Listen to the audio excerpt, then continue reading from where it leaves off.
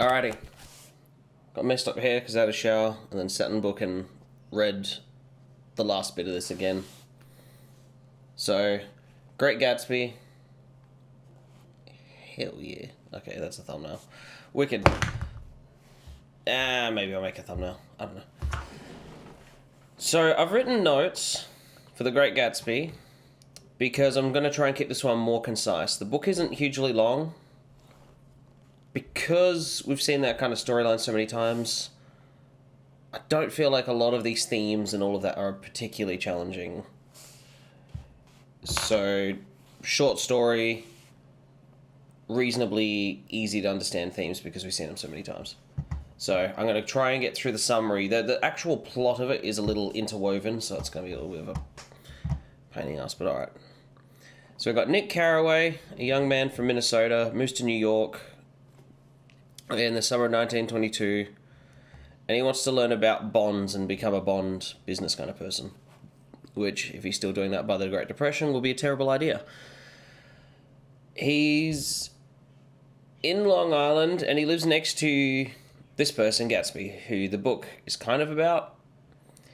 And this guy is very rich, but shady, and he lives in a not greatly looked on well upon suburb, but it's wealthy. He doesn't live in like the old aristocratic cool area. And Nick's house just sucks. It's just in a good area. So Nick is unlike the other people in the West Egg. There's West Egg and East Egg. They're just like two different areas. He was educated at Yale and has social connections on the other side, the fancy side, and on the fashionable side of Long Island.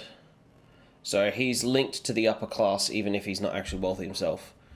He has a cousin, Daisy, and her husband, Tom. Daisy and Tom meet up with Nick. He goes to their house, which is a very fancy mansion sort of thing. And they introduce Nick to a woman called Jordan Baker. And she's a tennis player and, you know, kind of, I don't know what you'd say, not stuck up, just condescending, I don't know. And he starts a romance with her. During this first meeting, we find out Tom has a side. He has a lover and, you know, someone he's having an affair with. That's what I'm trying to say. So he's having an affair with someone called Myrtle Wilson, if that's even how you pronounce that. And they do this, you find this out on the phone. He has a phone call, he goes to answer a phone call from her. And basically it's an awkward moment, and I think Jordan, from memory, explains it to him. Fast forward to a party in an apartment that Tom keeps around to keep the affair going. So obviously Daisy's not there, and Nick and all that are. Interesting point was when Myrtle begins to taunt Tom about Daisy, Tom breaks her nose, and everyone goes, oh my god, and then kind of just continues on. This is where something interesting, I haven't noticed a lot of people write this in their little things, but to be honest, I only look at one or two other kind of reviews or summaries just to make sure I haven't missed anything. I got a gay or at least bisexual implication from Nick, because he meets this man at the party called McKee, who's described as being very quiet, feminine, and all of that. And when the guy passes down the chair, Nick cleans his cheek with a handkerchief or whatever. And then later on, they're in the elevator together. There's a very weird, dissonant kind of scene, and there's an elevator guy who's super rude to them, and I was kind of like, why? And then it kind of just cuts to Nick being next to the guy's bed, and the other guy is in his underwear, and then he doesn't make it to the train station till like 3 that morning.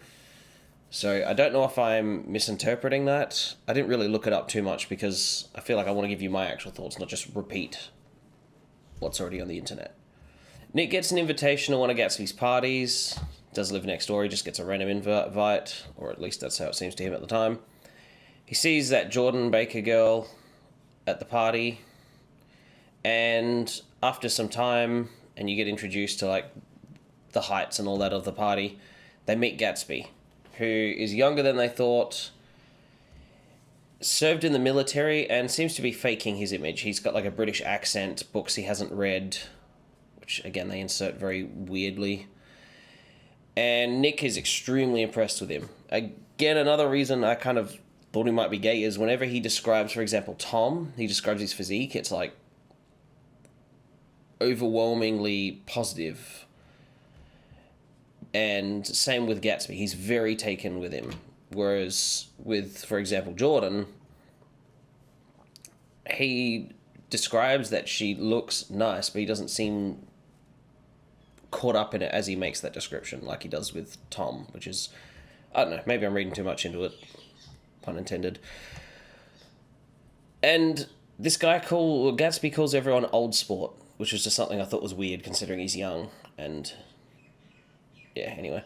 Gatsby tells Jordan, so he goes to meet with Jordan separate from Nick, and he tells Jordan that he knew Daisy in Louisville when he was poor, and he was in the First World War as an officer from memory, and he did well in the war.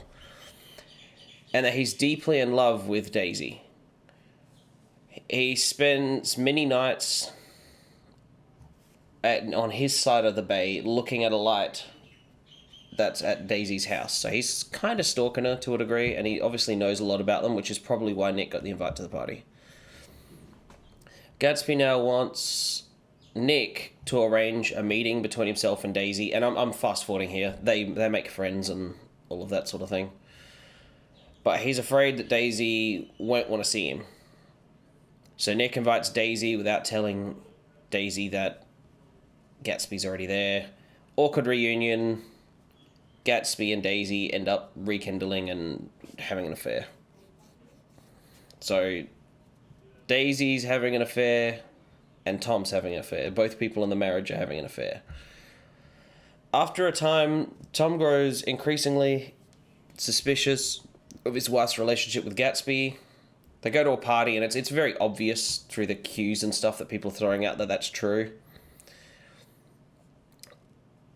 And Gatsby pretty much just makes it known. Though Tom himself is involved with an affair, he's super mad. And he confronts Gatsby at a suite at a hotel. I think they've driven up to New York. He announces to his wife that Gatsby is a criminal and that his fortune comes from bootlegging alcohol and other illegal activities like being involved in fixing... I can't remember what. Fixing fights or fixing races... fixing lotto, something like that. And during this time, Daisy realizes that she does actually love Tom and that she's ultimately going to go back to him. And so Tom, kind of as a power play, sends Gatsby and Daisy back together. So he says to Daisy, all right, get Gatsby to drive you home. There's a whole subplot with the woman that Tom is having an affair with. Her husband is a weak man, so she's also having an affair. So everyone's having an affair. To a guy who owns like a petrol station, and maybe I think he does mechanical stuff out of it. And that guy's trying to buy this car off of him. Anyway, they've switched cars, and he's got that car with him. So Gatsby and Daisy are driving in the car that he was going to give to this husband of the person that he's having an affair with.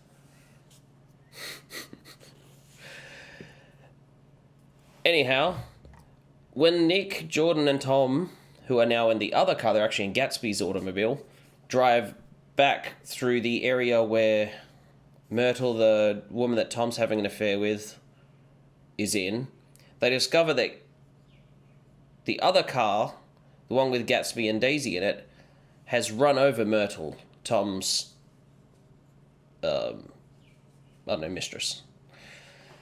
Because George, Myrtle's husband, had actually started to show some backbone and was like, all right, we're moving out of here. I know you're having an affair. He'd figured it out and actually confronted her, and she's like, I wouldn't have to have an affair if you weren't so, I don't know, weak sort of thing. So she runs out, she sees the car, with Daisy and Gatsby in it, thinks it's Tom's car and runs towards it, though they don't know her, so they just run her over. And yeah. We fast forward again. Nick learns from Gatsby that Daisy was the one driving the car when it struck Myrtle, but Gatsby intends to take the blame anyway. The next day, George goes out of control and spins out. He wants revenge. And Tom ends up telling him that Gatsby was the driver of the car. And he now makes an assumption that that means Gatsby's the person she's having an affair with, because he didn't figure out who with. So he finds where Gatsby lives pretty easily. I mean, everyone goes to his house for these giant parties that are held routinely. And he shoots Gatsby and then himself. Nick arranges a small funeral for Gatsby and tries to get people to rock up, but no one cares, which is interesting. He ends his relationship with Jordan, and he's moving back to the Midwest because he just realizes how fake and toxic this whole little group is. And it's interesting because Jordan professes to have found someone else anyway, but seems to still be upset about it. No one cares Gatsby's dead, other than like his dad and the random drunk guy who was in his library. Nick then compares, this is where the author just makes very clear the point of the book. Nick compares Gatsby's dream and an attempt to go back to the past, which he was trying to relive the time when he first met her and was infatuated, with the American dream. And he shows that both were very hopeful and inspiring, but they became corrupted and obsessive, and they're over now. Cool. Alright, now I'm going to go on to just themes, because that's the plot summary. And I've kind of done these more in just dot points as I've thought of them. So the bubble, economically, and the consumerism of the 1920s is obviously a theme. He does a very good job of describing that time, and I don't love the book, but one thing I do like is how you get an actual feel for that time in history. Easy money, organized crime, and just degenerate behavior have like corrupted the culture, especially the wealthy people. And the book obviously all centers on wealthy people. The intellectual trends of the elite are shown to be pretentious and nihilistic. And I really saw this when Daisy was talking about how sophisticated she is because she thinks everything sucks, and people who are sophisticated think everything's terrible. Which was a very weird kind of scene when they're sitting out in the backyard. Gatsby's dream version of Daisy is very idealized and unrealistic, and the author even says that she doesn't quite compare to the version he has in his head, although he seems to kind of roll with it. She also seems to be a little further from this ideal because she doesn't go to his funeral, and he perhaps just obsessed over her because he was lonely, which Gatsby's father alluded to when Nick is arranging the funeral. Class is a huge theme in this. So Daisy pretty much chose Tom because of money. She wasn't actually happy with the marriage at first and was crying and all of this, but after a night of getting over it, she just married him anyway. And she seemed, from inferential meaning, to have a letter from Gatsby urging her not to do it, but she did it anyway. Gatsby did a lot of bad things to earn the money so he can feel like he can pursue her. And his value system is messed up because he doesn't really care what he had to do to get the money. He just values the money itself and assumes she will do the same. There's a little bit of like a different show on aristocrats and the new wealthy people. So the aristocratic rich are racist, and Daisy kind of slips that in. And it also seems to be in that little intellectual circle that she keeps referencing. But they seem to handle the wealth better. They seem to be more stable. They appear to have more class and not do as many things in the kind of excess that the new rich do. However, they're depicted as being very heartless and inconsiderate. And they think they can get away with anything and do anything. And Daisy nudges in that racist undertone, although Tom hushes her. I don't know whether for social situation, like Daisy's just more overt about it, or because he's not on board. So it's interesting. The new wealthy people are shown to pretty much be the problem. I get the feeling that those aristocratic types have always been like that, but the new wealth is what's new. Which is an amazing sentence. Gatsby is very vulgar, he's very unbalanced, and he does a lot of stuff that's fake. Gatsby seems to have some sincerity in his passion for pursuing Daisy and his goals, and with the people that he actually bonds with in his immediate circle. But yeah, it's a little warped. Although, even though it's warped, he is loyal enough to take the blame for the car thing, even though he didn't do it.